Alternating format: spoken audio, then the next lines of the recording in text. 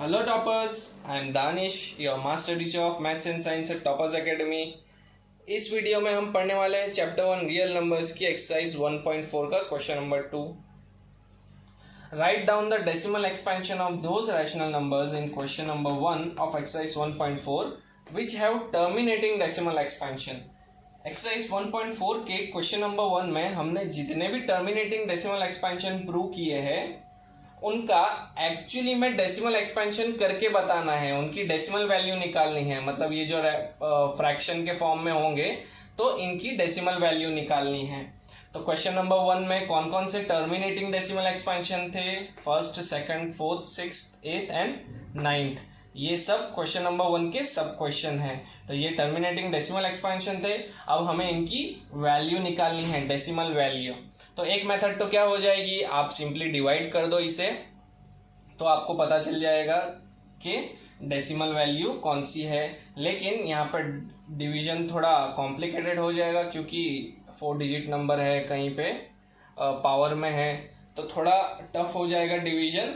तो हमें यहाँ पे, क्योंकि एक्सरसाइज में रैशनल नंबर्स और उनकी कुछ प्रॉपर्टीज के बारे में हमने पढ़ा है, तो हमें डिवीजन मेथड अप्लाई नहीं करनी है, हमें एक दूसरी मेथड अप्लाई करनी है. तो आइए चेक कर लेते हैं कि वो मेथड कौन सी है. अगर कोई भी फ्रैक्शन आपको दिया हुआ हो, कोई भी नंबर p अपॉन क्यू के फॉर्म में दिया हुआ हो, फॉर एग्जांपल 35/10, तो उसकी आप डेसिमल वैल्यू यहाँ पे इजीली निकाल सकते हो 3.5. क्यों? क्योंकि डिनोमिनेटर में 10 है. अगर नीचे एक 0 हो तो सिंपली ऊपर एक पॉइंट रख के आप आंसर निकाल सकते हो, उसका डेसिमल वैल्यू निकाल सकते हो. यहाँ पे देख लेते हैं 35/100 है, नीचे 2 0 है, आप ऊपर 2 पॉइंट रख दो पीछे, आपको डायरेक्टली डेसिमल वैल्यू मिल जाएगी. 1 2 3 के पहले एक पॉइंट आ जाएगा 0.35, आपको डायरेक्ट डेसिमल वैल्यू मिल गई. 35/1000 है, नीचे 3 0 है, तो आप 3 पॉइंट पीछे लगा दो, आपको आंसर मिल जाएगा. इसका मतलब हमें ये पता चला कि अगर डिनोमिनेटर में 10 या मल्टीपल ऑफ 10 है, 10 है, 100 है, 1000 है, 10,000 है, तो आप डेसिमल वैल्यू इजीली निकाल सकते हो विदाउट परफॉर्मिंग लॉन्ग डिवीजन. तो हमें क्या करना है, बस कोई भी फ्रैक्शन हो, हमें डिनोमिनेटर में 10 या मल्टीपल ऑफ 10 लेके आना है और सॉल्व कर देना है. यहाँ पे 7/2 है. एक मेथड तो क्या होगी, लॉन्ग डिवीजन आप करोगे, डिवाइड करके चेक करोगे इसका आंसर क्या आता है. अगर हम डिवाइड करते हैं तो इसका आंसर आना चाहिए 3.5. लेकिन हमें ये मेथड अप्लाई नहीं करनी है. हमें कौन सी, मैंने जैसे बताया डिनोमिनेटर में सिंपली 10 लेके आ जाओ और डायरेक्टली पॉइंट ऊपर रख दो, वो वाली मेथड करनी है. तो ये देखते हैं कैसे करेंगे हम. 7/2 है, इसका मतलब नीचे मुझे 10 लाना है. तो 10 लाने के लिए क्या करना होगा, नीचे 2 है तो 2 कितने सा 10 होता है, 2 5 सा 10. तो बस मुझे यहाँ पे मल्टीप्लाई करना है 5 को, 2 5 सा, तो नीचे 10 आ जाएगा. लेकिन फ्रैक्शन में आप इंडिविजुअली न्यूमरेटर और डिनोमिनेटर में कोई भी चीज मल्टीप्लाई या डिवाइड नहीं कर सकते, क्योंकि अगर आप सिर्फ यहाँ पे 10 मल्टीप्लाई करोगे, 5 मल्टीप्लाई करोगे, तो ये फ्रैक्शन 7/2 है, नीचे आपने अगर 5 मल्टीप्लाई कर दिया तो नीचे 10 हो जाएगा. इसका मतलब 7/2 से वैल्यू क्या हो गई, 7/10. तो ये तो क्या हो गया, फ्रैक्शन की वैल्यू चेंज हो गई. तो मैथ्स का एक बेसिक रूल है कि आप डिनोमिनेटर में कोई भी चीज मल्टीप्लाई या डिवाइड करो तो सेम चीज अगर न्यूमरेटर में डिवाइड या मल्टीप्लाई कर दो तो आपकी फ्रैक्शन की वैल्यू चेंज नहीं होगी, आपका रिजल्ट चेंज नहीं होगा, आपका आंसर चेंज नहीं होगा. तो जैसे कि मैंने यहाँ पे डिनोमिनेटर में मल्टीप्लाई बाय 5 किया है, तो न्यूमरेटर भी मल्टीप्लाई बाय 5 कर दो. इससे क्या हो जाएगा, फ्रैक्शन की वैल्यू चेंज नहीं होगी, आपका आंसर चेंज नहीं होगा. तो बस ये एक बेसिक रूल याद रखना है कि अगर फ्रैक्शन हो तो न्यूमरेटर में कोई चीज मल्टीप्लाई करो तो डिनोमिनेटर में सेम चीज मल्टीप्लाई करनी पड़ेगी. अगर डिनोमिनेटर में सेम चीज मल्टीप्लाई करी है तो न्यूमरेटर में सेम चीज मल्टीप्लाई करनी होगी. तो हमें यहाँ पे 10 लाना था, मल्टीप्लाई बाय 5 किया, तो सेम चीज हमें न्यूमरेटर में भी मल्टीप्लाई करनी होगी. तो 7 मल्टीप्लाई बाय 5 कर दिया. अब 7 मल्टीप्लाई बाई 5 35 आ गया, 2 मल्टीप्लाई बाई 5 10 आ गया, जो हमें चाहिए था. नीचे 10 आ गया, मतलब सीधा ऊपर पॉइंट रख दो और आंसर लेके आ जाओ. सेम आंसर हमें मिल गया 3.5. रिजल्ट चेंज नहीं हुआ। तो बस ये एक रूल याद रखना है न्यूमरेटर और डिनोमिनेटर का मल्टीप्लिकेशन का, जो भी वैल्यू आप डिनोमिनेटर में मल्टीप्लाई करो सेम वैल्यू आपको न्यूमरेटर में मल्टीप्लाई करनी होगी। जैसे कि दूसरा एग्जांपल देख लेते हैं, यहाँ पे 3/5 है। आपको क्या करना है, आपका मेन ऑब्जेक्टिव ये है कि आपको नीचे 10 लाना है, डिनोमिनेटर में 10 लाना है, ताकि आपका सिंप्लीफिकेशन इजी हो जाए। तो 5 है तो 10 कैसे लाऊंगा मैं, 5 कितने से 10 होता है, 5 2 से 10। सिंपली मुझे नीचे क्या करना है, डिनोमिनेटर में मल्टीप्लाई बाई 2 करना है। लेकिन फ्रैक्शन है, वैल्यू चेंज नहीं करनी है, तो डिनोमिनेटर में मल्टीप्लाई बाई 2 अगर करूंगा तो न्यूमरेटर में भी करना होगा। तो यहाँ पे लिख दो multiply numerator and denominator by 2, दोनों ऊपर नीचे मल्टीप्लाई कर दो, 2 से नीचे 10 आ जाएगा, इसकी वैल्यू भी चेंज नहीं होगी और हमारा आंसर भी आ जाएगा 6/10। नीचे 0 आ गया, ऊपर सिर्फ एक पॉइंट रख दो, डायरेक्ट डेसिमल वैल्यू निकाल लो। तो इजी मेथड है एकदम। एक बात तो ये हो गई याद रखने वाली। दूसरी बात, 2 के जितने भी पावर हो यहाँ पे डिनोमिनेटर में, उतने ही पावर 5 के मल्टीप्लाई करने हैं आपको 10 लाने के लिए। फॉर एग्जाम्पल अगर 2 पावर 1 है तो आप न्यूमरेटर और डिनोमिनेटर में क्या मल्टीप्लाई करोगे, 5 पावर 1। अगर डिनोमिनेटर में 2 स्क्वायर है तो आप क्या करोगे, मल्टीप्लाई न्यूमरेटर और डिनोमिनेटर में 5 स्क्वायर। अगर डिनोमिनेटर में 2 क्यूब है तो आप न्यूमरेटर में multiply and divide by 5 cube करोगे। तो सेम पावर रखने हैं आपको मल्टीप्लाई में। ओके, वैसे ही अगर डिनोमिनेटर में सिर्फ 5 है तो आप मल्टीप्लाई करो 2 से, अगर 5 स्क्वायर है तो आप मल्टीप्लाई करो 2 स्क्वायर से, अगर 5 क्यूब है तो आप मल्टीप्लाई करो 2 क्यूब से। तो वैसे वैसे आपको 10 या 10 के मल्टीपल्स मिलते जाएंगे और इजीली आप डेसिमल की वैल्यू निकाल सकोगे। तो मेथड हमने समझ ली। 2 चीज की याद रखनी है हमें कि मल्टीप्लाई करने के टाइम पे दोनों चीज सेम न्यूमरेटर और डिनोमिनेटर में मल्टीप्लाई करनी है, और मल्टीप्लिकेशन करते टाइम आपको पावर याद रखना है कि जितना पावर 2 का या 5 का है उतना ही मल्टीप्लाई करना है 5 का या 2 का। तो चलिए हम सम स्टार्ट करते हैं उसी मेथड के अकॉर्डिंग। 13/3125 है। पहले आप इसके प्राइम फैक्टर्स निकाल लो ताकि आपको पता चले कि डिनोमिनेटर में क्या है अवेलेबल, 2 है या 5 है। क्योंकि हमेशा ये क्या है, एक टर्मिनेटिंग डेसिमल एक्सपेंशन है, हमें पता चल गया है। तो इसका फॉर्म क्या होगा, 2 power n cross 5 power m। इसके प्राइम फैक्टर्स में 2 और 5 हमेशा अवेलेबल होंगे। तो हम पहले प्राइम फैक्टर निकाल लेते हैं। 13 1 जा 13 होगा, 13 प्राइम फैक्टर है। 3125 का प्राइम फैक्टर क्या होंगे, ये 5 से डिवाइड होगा, 5 6 जा 30, 5 2 जा 10, रिमाइंडर इज 2, 5 5 जा 25, 5 125 जा 625, 5 25 जा 125, 5 5 जा 25, 5 1 जा 5। तो 3125 के प्राइम फैक्टर्स क्या हो गए, 5 पावर 5, 5 टाइम्स 5 है तो 5 पावर 5 हो गए। अब हमें इसकी डेसिमल एक्सपेंशन निकालना है। तो हमारी मेथड क्या है, हमारा मेन ऑब्जेक्टिव क्या है, नीचे 10 लाना है। तो 10 कैसे आएगा, 10 या मल्टीपल ऑफ 10 कैसे आएगा, जितने भी पावर ऑफ यहाँ पे 5 या 2 अवेलेबल है तो वो उतना ही मल्टीप्लाई बाई 2 या 5 कर दो, जिससे 10 आ जाएगा। जैसे कि यहाँ पे 5 पावर 5 है तो मुझे 10 लाना है, तो क्या करना होगा, 5 पावर 5 मल्टीप्लाई बाई 2 पावर 5 अगर मैं कर दूंगा तो मुझे क्या मिल जाएगा, 10 पावर 5 मिल जाएगा। अगर मैंने डिनोमिनेटर में मल्टीप्लाई किया है तो मुझे न्यूमरेटर में भी मल्टीप्लाई करना होगा। तो यहाँ पे लिख दो multiply numerator and denominator by 2 power 5। चलिए अब देखते हैं, 13 इंटू 2 पावर 5, नीचे क्या आ जाएगा, 5 पावर 5 इंटू 2 पावर 5 क्या हो जाएगा, 10 पावर 5। मल्टीपल ऑफ 10 मिल गया मुझे, यहाँ पे रख दो। 10 पावर 5 मतलब 5 0 होंगे, 1 लाख। 13 इंटू 2 पावर 5 क्या होगा, 2 पावर 5 होता है 32। तो 32 इंटू 13 क्या हो जाएगा,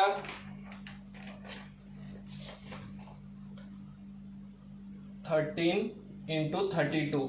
ये कैलकुलेट कर लो और यहाँ पे लिख दो 32 इंटू 13 आ जाएगा 416 अपॉन नीचे 1 लाख जो है वही है।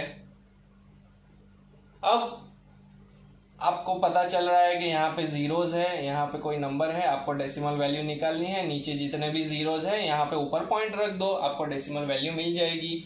नीचे 5 जीरो है, ऊपर 5 पॉइंट रख दो। तो कहाँ पे 1 2 3 4 5, 4 के पीछे 2 पॉइंट, तो आपका आंसर क्या आएगा 0.00416। 5 पॉइंट रखे कि नहीं हम चेक कर लेते हैं। 1 2 3 4 5 यहाँ पे पॉइंट है, हमारा आंसर राइट है।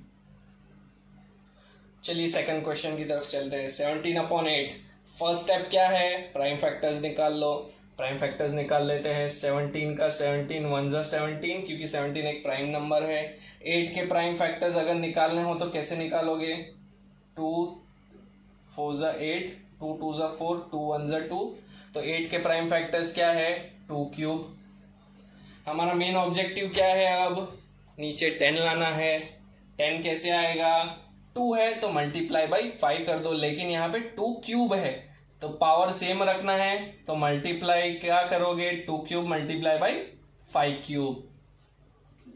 अगर 2 स्क्वायर होता तो मल्टीप्लाई बाई 5 स्क्वायर करता, अगर 2 पावर 4 होता तो मल्टीप्लाई बाई 5 पावर 4 करता। तो बस ये याद रखना है।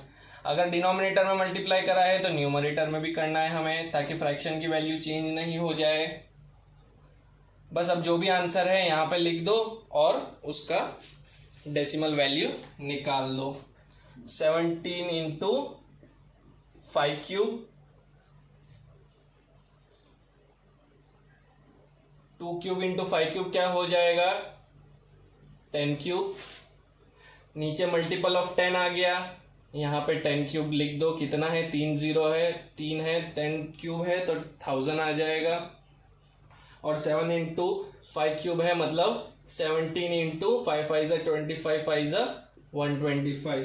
17 इंटू 125 क्या आ जाएगा, आप कैलकुलेट कर लो, 2125 आएगा। नीचे 1000 है, आपका आंसर इजीली आप कर सकते हो। अब नीचे 3 जीरो है, इसका मतलब ऊपर 3 पॉइंट रख दो, 2.125। ओके, तो बस ये 3 चीजें याद रखनी है। स्टेप 1 प्राइम फैक्टर्स कर लो। स्टेप 2 आप नीचे 10 लाने के लिए जितने पावर का 2 या 5 अवेलेबल है उतना ही मल्टीप्लाई कर दो ताकि 10 आ जाए बस, और डायरेक्ट पॉइंट रख दो। चलिए फोर्थ क्वेश्चन, 15/1600 प्राइम फैक्टर्स निकाल लो। 15 के क्या होंगे 3 5 जा 15। 1600 के क्या होंगे निकाल लेते हैं। 2 से होगा 2 800 जा 2, 400 जा 800, 2 200 जा 400, 200 जा 200, 250 जा 100, 225 जा 50, 5 5 जा 5 1 जा। तो प्राइम फैक्टर्स ऑफ 1600 क्या हो गए 1 2 3 4 5 6 टाइम्स 2, इसका मतलब 2 पावर 6 मल्टीप्लाई बाई 5 स्क्वायर।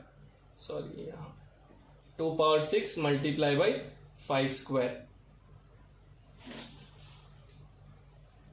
अब जो भी कॉमन फैक्टर है वो कट कर दो, क्योंकि P अपॉन Q क्या होता है, P और Q कोप्राइम होते हैं, कोई भी कॉमन फैक्टर नहीं होता है। तो कॉमन फैक्टर कट कर दो, तो बचा क्या 3/2 पावर 6 इंटू 5 बच गया। अब हमें यहाँ क्या लाना है 10 या 10 का मल्टीपल, तो हमको क्या करना है 2 और 5 के पावर सेम करने हैं। तो यहाँ पे 2 पावर 6 है, यहाँ पे 5 पावर 1 है, तो सेम करने के लिए मुझे क्या करना पड़ेगा 5 पावर 6 लाना पड़ेगा। तो 5 पावर 1 ऑलरेडी मौजूद है यहाँ पे, मुझे और कितना मल्टीप्लाई करना होगा 2 पावर 6, एक 5 ऑलरेडी अवेलेबल है, मुझे और 5 चाहिए ताकि 6 हो जाए। तो 5 पावर 5 इंटू 5 पावर 1 कितना हो जाएगा 5 पावर 6। नीचे मल्टीप्लाई करा है तो ऊपर भी मल्टीप्लाई कर दो, तो multiply and divide by 5 power 5। तो नीचे 2 और 5 के पावर सेम हो जाएंगे, 2 पावर 5 मल्टीप्लाई बाई 5 पावर 5। इससे क्या हो जाएगा आंसर हमारा 10 पावर 5 आ जाएगा। तो 3 इंटू 5 पावर 5 इज 3125। अब 3 इंटू 3125 क्या आता है वो वैल्यू आप कैलकुलेट करके रख दो यहाँ पे 9375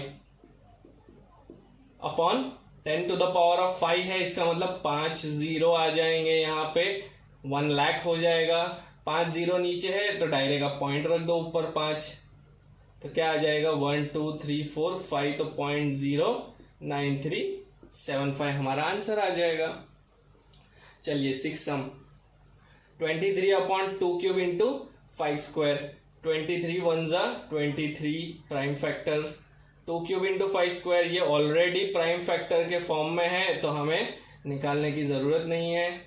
अब नीचे हमें क्या करना है, 2 और 5 के पावर सेम कर देने हैं। यहाँ पे 2³ है, यहाँ पे 5 स्क्वायर है, तो इसमें और मल्टीप्लाई बाय 5 कर देंगे तो 2 का 3 हो जाएगा।